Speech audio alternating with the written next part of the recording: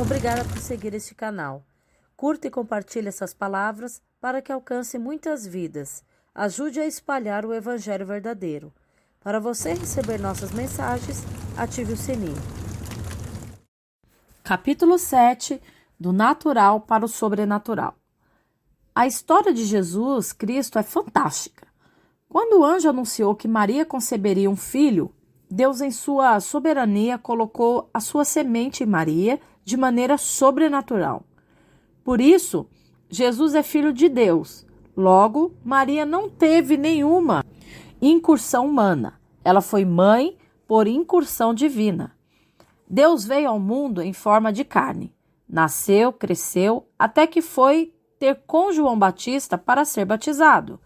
Vemos claramente que João Batista ficou surpreso ao ver que Jesus estava indo ao seu encontro. Tanto que ele lhe disse: "Eu careço de ser batizado por ti, e vens tu a mim?" Jesus, porém, respondendo, disse-lhe: "Deixa por agora, porque assim vos convém cumprir toda a justiça." Então ele o permitiu. Mateus 3, 14 e 15.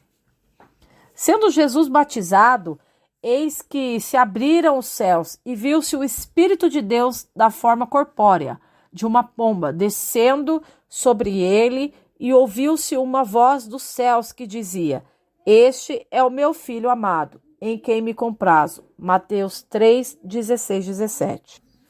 Posso imaginar esse momento. Como deve ter sido maravilhoso ouvir aquela voz. Jesus havia nascido com uma natureza santa e pura. Ele tinha um Espírito Santo porque nasceu de Deus, mas naquele momento, após o seu batismo, o Espírito Santo havia nascido sobre ele, dando-lhe o poder a fim de realizar uma obra sobrenatural e não natural. Depois de cumprir o seu ministério, antes de ser assunto aos céus, Jesus disse a seus discípulos: "Eis que sobre vós envio a promessa de meu Pai. Ficai, porém, na cidade de Jerusalém, até que do alto sejam revestidos de poder." Lucas 24, 49. Ser revestido significa ação ou efeito de revestir, para proteger ou dar acabamento. Jesus estava falando aos seus discípulos que o poder do Espírito Santo iria dar o acabamento perfeito a toda a obra do Pai. Deus nunca planejou que vivêssemos a vida cristã revestidos de nossos esforços próprios, mas sim de Cristo. Quando começamos a orar em línguas, sistematicamente e não paramos, é notório que algo estranho começa a acontecer de dentro para fora. Como vimos anteriormente, afinal, fomos treinados e energizados em Babilônia. Aprendemos com o sistema mundo a seguir um curso natural de nascer, crescer, estudar, formar, trabalhar, ser bem-sucedido, aposentar, ter netos e morrer. Porém, tudo isso é obtido na força do braço e não na fé. Deus quer nos ensinar a agir sobrenaturalmente, porque nunca foi seu desejo que operássemos no natural. A energia da alma é natural. Aquilo que no mundo somos treinados a nos esforçar, a sermos bons em tudo, mas esse esforço próprio é natural, porque vem da carne e da alma. Sem sombra de dúvidas que essa capacidade natural que temos nos leva a alcançar esses objetivos. Mas a questão é que eles operam debaixo de um jugo grande e de um fardo muito pesado. Deus espera que o tenhamos como nossa única fonte de sustento. E é essa fonte que o mundo não conhece. Jesus disse: "Vinde a mim, todos os que estáis cansados e oprimidos, e eu vos aliviarei. Tomai sobre vós o meu jugo, e aprendei de mim, que sou manso e humilde de coração. E encontrareis descanso para as vossas almas, porque o meu jugo é suave e o meu fardo é leve." Mateus 11, 28, 30. Este é o motivo pelo qual a oração em línguas produz um conflito interno. Porque essa prática espiritual tem o objetivo de nos desplugar do sistema religioso, da mente adâmica, da Babilônia, da força do nosso braço e das nossas emoções para nos plugar no que é espiritual. Qual fonte tem nos sustentado? Qual poder tem operado em nossas vidas? Vivemos como escravos ou como livres? A oração em línguas vai tratar com tudo isso que foi construído em nossas vidas, porque essa prática, hora após hora, vai nos tirar da energia da alma para que possamos operar no poder do Espírito. Energia é um termo que deriva do grego ergos, cujo significado original é trabalho. Energia na física está associada à capacidade de qualquer corpo produzir trabalho, ação ou movimento.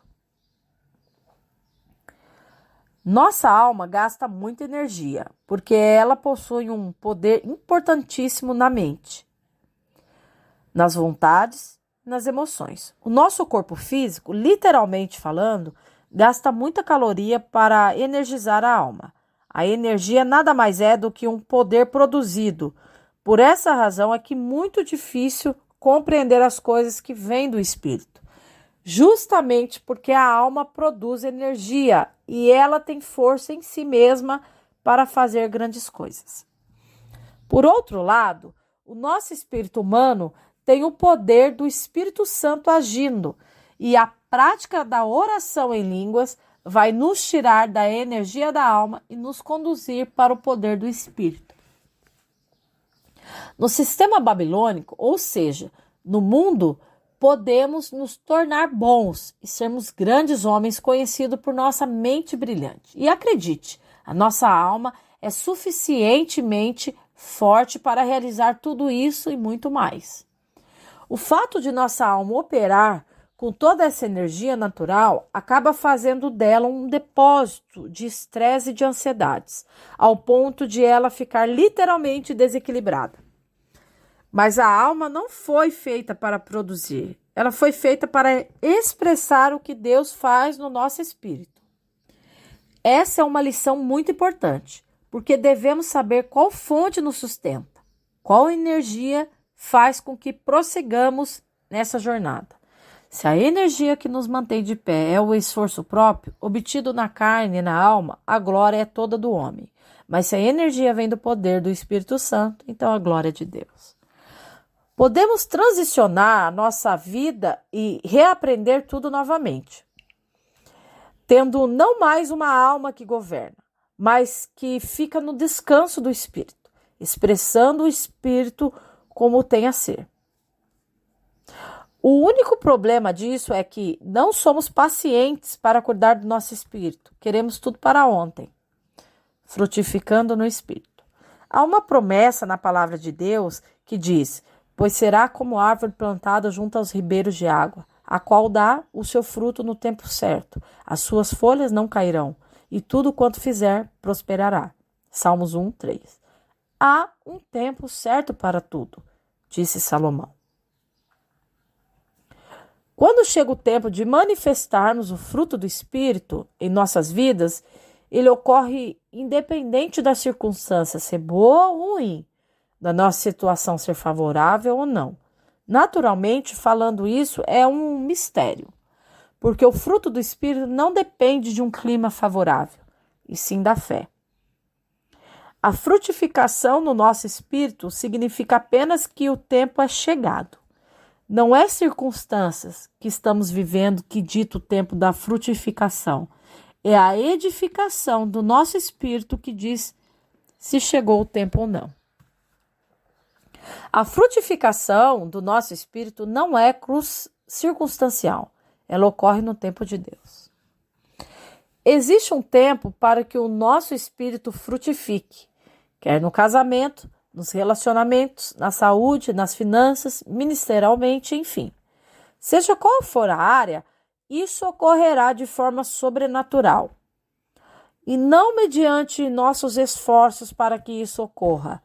Quando chegar o seu tempo de frutificar, nada impedirá. A nossa vida espiritual funciona como uma árvore que produz em seus frutos tudo aquilo que precisamos. É muito importante termos a coragem e disposição para ficarmos plantados na oração em línguas. Paulo foi um exemplo nessa jornada de edificação pessoal, de plantar e colher frutos da oração em línguas. A Bíblia nos relata que ele ficou 33 anos anunciando o Evangelho de Cristo na terra, dividido em 3 etapas. Os 11 primeiros anos, Paulo ficou escondido no Senhor. Os 11 anos seguintes, ele esteve em viagens missionárias e, por fim, os últimos 11 anos, ele esteve em cadeias e prisões. Ou seja, Deus parou Paulo em 2/3 de sua vida, mas em nenhum deles Paulo deixou de manifestar Cristo ou de anunciar as boas novas. O apóstolo em cadeias, como Paulo era conhecido, escreveu mais cartas na prisão do que fora dela. Nesses lugares, ele era reciclado no espírito e recebia revelações novas, tal como a carta que escreveu a Efésios, onde se encontra uma das sentenças mais longas da Bíblia, no capítulo 1. Podemos observar aqui o quanto Paulo transbordava do Espírito Santo. Quando a nossa fonte é espiritual, chega o momento de darmos os frutos certos, mas não os frutos que o homem quer que venhamos produzir por meio dos nossos esforços, mas sim o que nascemos para frutificar no Espírito, capacitados pelo Espírito Santo a toda obra. Se Paulo estivesse olhando para a circunstância e pensando que sua vida havia acabado ali, não teríamos nas mãos hoje as cartas preciosas que ele nos deixou. Quantas vezes pensamos que a nossa vida acabou, porque as circunstâncias estão todas contrárias ao que Deus prometeu? O fato é que não estamos nas mãos das circunstâncias contrárias, estamos nas mãos de Deus. A nossa função é a de aprendermos a ser fiéis ao que Deus diz, deixando com que a eternidade determine os resultados em todas as áreas de nossas vidas. Não podemos dimensionar o Espírito porque ele não está em nossas mãos. Ele está nas mãos de Deus. Quando o apóstolo Paulo estava escrevendo a carta aos Filipenses, ele estava em uma prisão chamada Tulanquipe, em Roma, com o esgoto até o pescoço. Foi justamente nessa prisão que ele escreveu a carta que mais fala sobre a alegria na Bíblia, onde encontramos um dos versículos mais conhecidos que diz: alegrai-vos no Senhor. Outra vez digo, alegrai-vos. Nessa mesma carta, ele também escreveu: fazei tudo sem murmuração nem contendas. Paulo não morria diante de todas as situações adversas, porque o que sustentava não vinha de uma fonte natural, mas de uma fonte sobrenatural. O que frutifica no espírito recebe o poder de Deus, mas o que frutifica na alma recebe o poder e promoção humana. A verdade é que já somos capacitados a fazer tudo aquilo que nascemos para ser em Deus. Por isso que quando ficamos horas falando em línguas, cumprimos o que está escrito em Judas 1:20. Edificamos a nossa santíssima fé orando no Espírito Santo. Cristo deu sua vida por nós, para que andássemos como ele andou, não operando na alegria natural da nossa alma, mas no sobrenatural, no poder do Espírito Santo. Assim podemos frutificar no Espírito, a fim de que a glória seja de Deus e não nossa. Ande nesse lugar pela fé e desfrute de um renovo diário e sobrenatural que te conduzirá e capacitará em toda boa obra. Glória a Deus.